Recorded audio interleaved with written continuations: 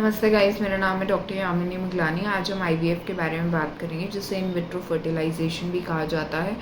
Generally इसमें जो ovulatory phase होता है वुमन का, उसमें से हम एग को कलेक्ट करते हैं कैथेटर के थ्रू। फिर ऐसे ही स्पर्म को कलेक्ट करते हैं मेल्स में। फिर उसके बाद इनको पेट्री डिश या फिर ग्लास ट्यूब में फ्यूज़ करते हैं, मतलब इन विट्रो मतलब बाहर, बॉडी से बाहर फ्यूज़ करते हैं। ऐसे ही इन वीवो जो होता है, इन वीवो मतलब बॉडी के अंदर, तो इन विट्रो हम इसको फ्यूज़ करते हैं। फिर उसके बाद इसको एम्ब्रियो टेक्निक से इसका एम्ब्रियो ट्रांसफ़र होता है, मतलब 2 से 6 दिन के अंदर ये इसको कल्चर में रखते हैं एंड ग्लास डिश पे। एंड फिर नेक्स्ट इसको हम वुमेन की यूट्रस में मतलब इन्फ्यूज़ कर देते हैं।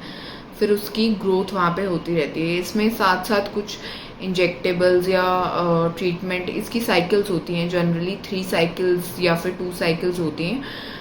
वो डिपेंड करता है, वो आपके डॉक्टर आपके कुछ टेस्ट वगैरह करेंगे, हार्मोन्स के, फॉलिकल्स के, इन सब के टेस्ट होते हैं। उसके बाद डिसाइड किया जाता है कि आपको 2 साइकिल्स रिक्वायर्ड है, 3 साइकिल्स रिक्वायर्ड है। फिर उसके बाद ये किस वजह से करना पड़ता है, कि इसके रीजंस क्या क्या होते हैं, आईवीएफ क्यों रिक्वायर्ड होता है।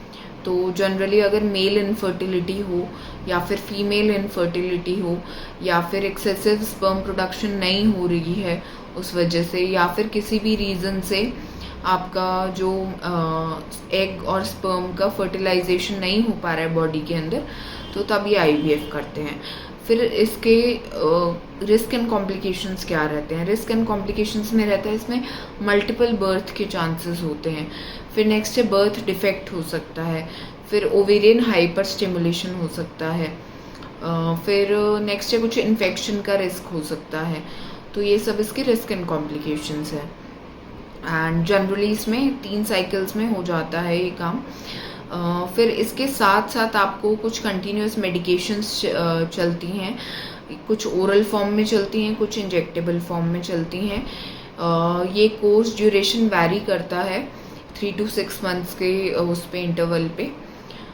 जनरली क्या होता है कि इसके अंदर आपको लोअर पेन एब्डोमेन हो सकता है, वॉमिटिंग सेंसेशन हो सकती है, नोजिया हो सकता है, इरिटेबिलिटी हो सकती है, मूड चेंजेस हो सकते हैं, स्ट्रेस हो सकता है। तो ये सब चीज़ें इसके अंदर हो सकती हैं, क्योंकि आप कंटिन्यूस हार्मोनल थेरेपी पे हो, तो उसमें ये रिस्क रहता ही है। इसके अलावा एक और सेफ़र थोड़ा प्रोसीजर होता है इसी के अंदर। इसका एक पार्ट होता है जिसको इंट्रा यूट्राइन इंसेमिनेशन भी बोलते हैं। उसमें क्या करते हैं कि पार्टनर के स्पर्म को आप कलेक्ट करते हैं एंड देन वुमेन की जो यूट्रस है उसमें इन्फ्यूज़ कर देते हैं, ताकि वो वहीं पे प्रॉपर ओव्यूलेशन हो जाए या फर्टिलाइजेशन हो जाए। तो ये करते हैं। तो अगर आपको कुछ भी क्वेरी है, आप नियर बाय अपने गायनिकोलॉजिस्ट को दिखाएं, बिना गायनिकोलॉजिस्ट से पूछे कुछ भी। इसमें आप मेडिकेशंस नहीं ले सकते हैं, कुछ भी आप ऐसे चेंजेस नहीं कर सकते हैं अपनी बॉडी में, बट आपको पूछ के ही करना पड़ेगा, क्योंकि इसका कोर्स 6 मंथ्स तक चलता है।